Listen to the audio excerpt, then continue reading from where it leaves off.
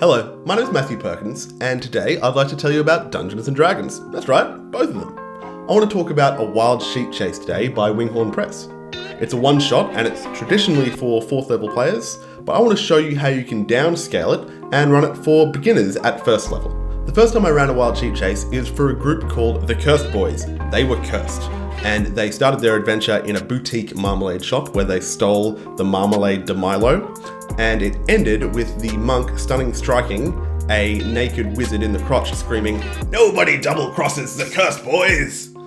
It was really fun. It was the most ridiculous game I've ever played, and it's not just due to the fact that we were all having a lot of fun and we were a good group. I think it's also due to the fact that this is a really tight adventure with strong characters and a lot of room to improvise. So I've run this black and white bad boy twice, and I've played in it once, and it takes anywhere from 2 to 4 hours depending on how much you want to stretch and pull. If you're a player and you're interested in playing A Wild Sheep Chase, then you should, instead of watching this video, you should send it to your dungeon master, because past this point is going to be spoilers. So if you just close this tab, send the link to someone that's going to run it for you, then I'll just see you later. You know, hey, have a good one. Alright, now these stupid players are out of here, let's have some fun, Dungeon Masters. Woo! Oh, I'm a player. I can only control one character at a time. They're always saying that. I mentioned earlier that I scaled this down from level 4 to level 1. And the way I did that is by substituting stat blocks. Super simple to do. I just turned the apes into baboons, I turned the wolves into hyenas, I turned the brown bear, which has multi-attack, into the black bear that doesn't have multi-attack. The giant flying wooden bed monster thing, that becomes a giant eagle with a breath weapon, and Noke goes from being whatever kind of wizard he was, I don't remember, into just an apprentice wizard. But I give him a couple of escaping spells. So he gets mage armor, he gets either expeditious retreat or invisibility or misty step, something so he can live, and then maybe some other fun spell, whatever you want.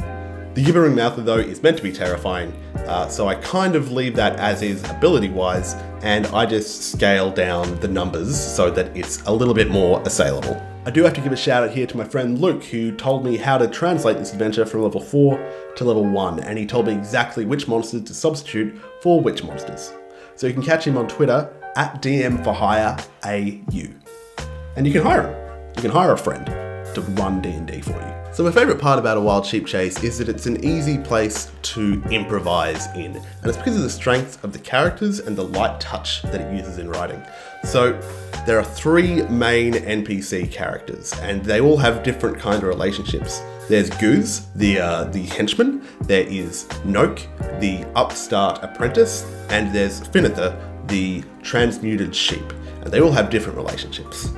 So Finither the sheep is the main hook into the adventure. He barrels into the players' lives, and then we are off. So he is adorable. I always describe Finither as being the cutest sheep ever. In that episode of The Simpsons where Lisa becomes a vegetarian, he is the smallest, cutest sheep with the bell and the bow. And so there's a bit of a disconnect there, because although he's a beautiful little sheepy boy, he's also a master transmuter, and he's very arrogant, very self-assured. He sees the players as kind of expendable. He's using them, and he doesn't really feel any need to hide it. Finither the sheep's goal is to get his wand back, his wand of true polymorph that Noke has, and he will do anything to get it back. He will say anything to get it back, and he doesn't care who he has to go through. That includes the players are expendable, Guz is expendable, Noke, he would love to see something bad happen to Noke. At every opportunity, he encourages violence against Noke. And the players, well, he's willing to say anything to get them to go on the adventure. For example, when I ran the Cursed Boys, they asked Finither, "Hey, can you lift this curse off us, this nondescript curse?" And he said, "Yes, of course I can. I'm incredible and handsome and great." And then right at the end, they turned him back into a handsome naked elf, and they said, "All right, so how about lifting that curse?" And he said, "I don't remember promising that." And then they hit him. So I don't know whether it's that he's intentionally lying to them, or whether he's just so arrogant that he's just on this other plane of consciousness where other people's problems don't even register. But either way, he'll say anything to get the job done. Relationship-wise, Finither thinks that the PCs are expendable, he thinks that Guz is a useless idiot, and he thinks that Noke is an upstart, talentless hack. and he always encourages violence against Noke. Finither sometimes tags along in combat, so what I do is I just have him act on initiative count 1, and he always asks the PC which is closest to him, what do I do? And then he does whatever they say to do. I go a little bit off-road with Guz, the loyal henchman. I keep the defining characteristic being that he's loyal, because that's very interesting, but I add a little bit of flavour. So he's a handyman, he's a groundsman, he's a guard, but he's also an aspiring painter. And he does the worst paintings in the world.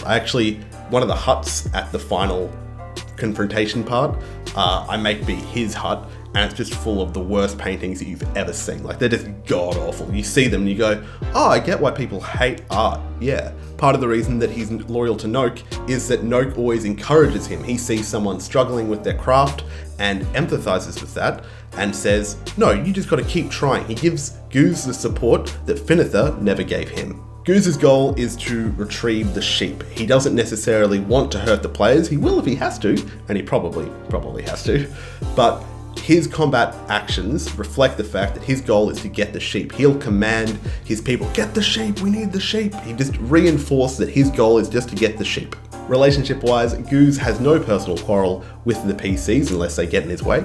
He thinks that Noke is an incredible artist. He thinks that Noke is the Steve Jobs of turning things into other things. And he thinks that Finither is objectively a bad person. And he really enjoys taunting and humiliating Finither. That's what he does, because now he feels superior to the person that used to feel superior to him. Last, we have Noke, the jealous arcanist, and his defining characteristic is his paranoia. He is going mad. He does not have a sustainable headspace going on. Noke has 2 goals. The first is to protect his wand of true polymorph, which is modified, because it is the source of his power. It's the thing that he used to elevate himself above his former master, transforming him into a sheep.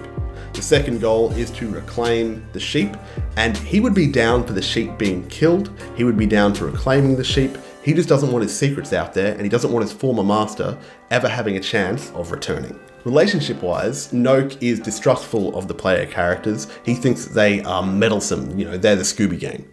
Guz is the only person exempt from Noke's paranoia. He thinks that Guz is loyal beyond a doubt. And Finither, he thinks Finither is a trickster and a tyrant. He thinks that he is an evil man and that he's being justly punished by being a sheep, by being humiliated. A wild sheep chase doesn't have its own setting built into it. Instead, you're expected to drop the adventure into your own world. When I do this, I tend to drop a wild sheep chase into a town called Cradle. Cradle I describe as a model village, the perfect village, just like in Hot Fuzz. So if you want a crime club, my town Cradle, go ahead. It's got a statue of a witch shrugging in the center of it, and the kind of locations that are in it are boutique stores and gastro pubs and, really nice cobblestone, bluestone paths and seaside views. A wild sheep chase breaks down super simple into 3 kind of scenes. In the first scene, we're going to start off in Cradle, and it's going to start off with just like a few minutes of freeform role-playing in whatever location the players feel like starting. I've had players start in a boutique shop, in the marmalade store, so we just kind of faff around for a bit. It's good fun, and then we start the adventure when Finither barrels through with a scroll rolled up into his mouth and runs up to the most arcane-looking player character. The scroll that we have, I've got it here. I made something for you. I've seen Dungeon Masters actually roll up this scroll and put it in their mouth and make the players grab it out. So you can just hand this around, and there's a scroll to speak with animals. As soon as the players open it, it is activated, and they can speak with Finither for, let's say 4 hours, so they can't take a long rest. The important thing is that Finither doesn't have time to explain everything before Guz comes in and starts accosting the players and demanding they give him the sheep. You just got to give time for Finither to convince them at least to help him. There are 5 or so story beats that you want to hit in this scene or in this combat, whichever way it goes. The first is that you want Finither to reveal that he is in fact actually a wizard and that he will give the players anything to get his wand back. The second thing is that Guz has to reveal that he thinks that Noke is doing a great job, But Noke is becoming more and more paranoid and more protective of his property and his talents and his power. 3 is that the large person in the combat in a hooded cloak is just described as the biggest person you've ever seen until combat actually kicks off, and then we go, oh damn, it's a bear. Noke has been polymorphing people into animals. When Guz is in combat, it's important, like I said earlier, to make sure that his goal is clear, that he wants to retrieve the sheep. The 5th story beat you want to hit in this scene is that Guz and or the bear, if the fight goes south, they're going to want to flee. And that's just so we can bring them back in the last confrontation, because it's good to have little callbacks like this. Wild Sheep Chase, as written, doesn't have a lot of provisions for getting the players from the town where they meet Finitha to the Noke's sanctum, Noke's final battle. So what I tend to do is put in some stuff in the middle here just to signpost what's going to happen later and give a bit of an early warning. So I have them approach a sentry kind of outpost built into the woods, a treetop kind of like platform where you'd expect to see a guard. But instead of finding a guard, what they find is this gooey viscera, this black ooze, which is just to signify that, hey, sometimes these transmutations aren't working. This might have been a guard earlier that has just collapsed onto itself and slid down the tree trunk like some kind of goopy mess. This is also a perfect opportunity to improvise, because players are always going to want to do different stuff to prepare in this section. It's a perfect place for a puzzle if you feel like throwing one in, or a skill challenge if you feel like throwing one in, just to break up the combat a little bit. When the players rock up to Noke's hidden sanctum, they've got a few options for how to proceed. Even though Finitha would always encourage violence because he wants to see Noke brought down a peg or 3, they could be diplomatic. They could just walk up and the guards, who aren't murderers, they're guards, they would, pat down the players, and the players could request an audience with Noke. I had my level 1 party request an audience with Noke under the guise of them being journalists. One of the characters' names was Agrivia Turtlepin, and she worked for the Daily Rhinoceros newspaper. And yeah, since they had really good arguments, and they were very convincing, they actually got to speak with Noke face to face before the combat. They could also try and sneak in. They could wait till the dead of night. They could try and lure Noke out. And the adventure as written has provisions for that. It says if Noke is lured out, then he always takes his contingent of guards with him. The last fight can be a little bit tricky, but it's super cool. It's a great little set piece to have a fight in, like the whole battle map they've got here is great. But it's not one fight, it's 3 fights. It seems like it's one fight because it's one big combat, but it's actually 3 challenges all happening at the same time. And your job is to pace it properly so that the players are only properly dealing with one challenge at a time. Otherwise, you might accidentally wreck them. The first challenge they're going to fight is the mooks, the bloody apes and the bear and Noke. Now, if the bear from the first fight survived, then I sub that in for the bear that's already in this fight, because you just make it recognizable somehow.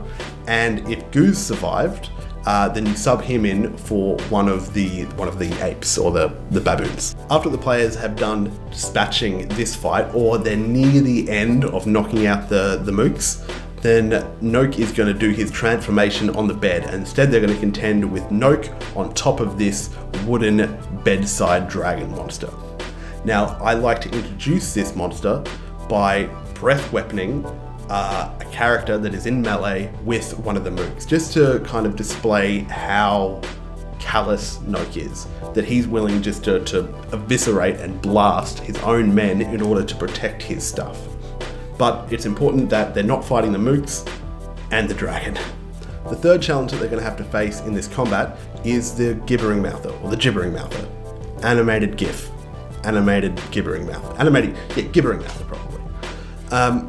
So it is, I see, as an optional challenge. If your players are doing really well, if they've got great strategy and they're not really getting scathed and you're ahead on time, then have Noke transform himself into the gibbering mouther, because that is such a fun monster to fight. It doesn't mess around and it's gross. But if they're getting wrecked, instead have Noke transform himself into inert goo, because the gibbering mouther can absolutely wreck face in the right hands. This battle map is just screaming for a fire because there is a very flammable alchemy lab, there's a library, the whole bloody thing is made of wood. So feel free to destroy this place through the combat if it gets there. There's also these 2 shacks in the front near the outhouse, and one of these I always have be Guz's bedroom, right? Or Guz's studio.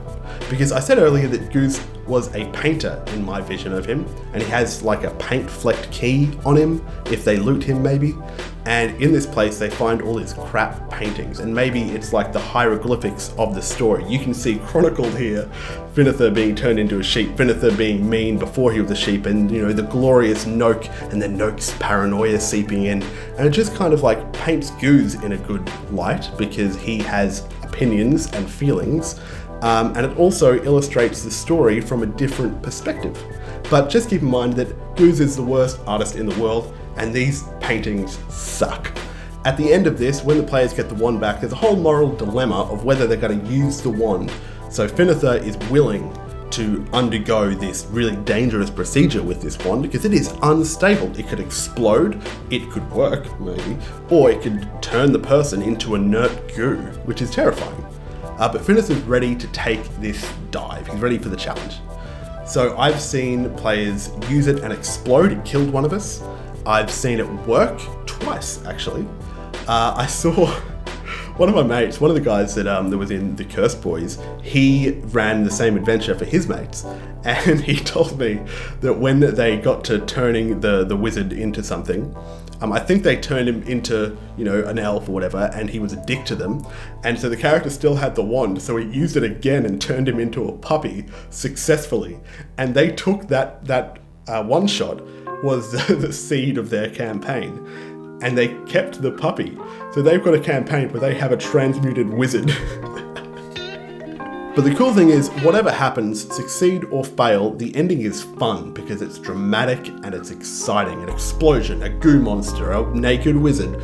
It's really, really fun. It's a really well put together adventure. A Wild Sheep Chase was made by Winghorn Press, and if you want to let them know that you like this adventure, if you run this adventure or you've played it or you want to play it, let me know, but more important, let Richard know over at Winghorn Press. They've got a new adventure out. It's called Tales from the Tome. It's on DM's Guild. You can buy it, and you can contact him on Twitter, which is @WinghornPress. So I've been Matthew Perkins. If you want to subscribe to the channel, you can do so, and that makes me feel good. You can also catch me on Twitter, which is @MPerkinsDM. I've got a subreddit, which is rMatthewPerkins, and I've also got a blog where I talk about all this kind of crap, which is MatthewPerkins.net. So thank you very much. Just stick around, have fun. I'll catch you next time. Yeah. Goodbye.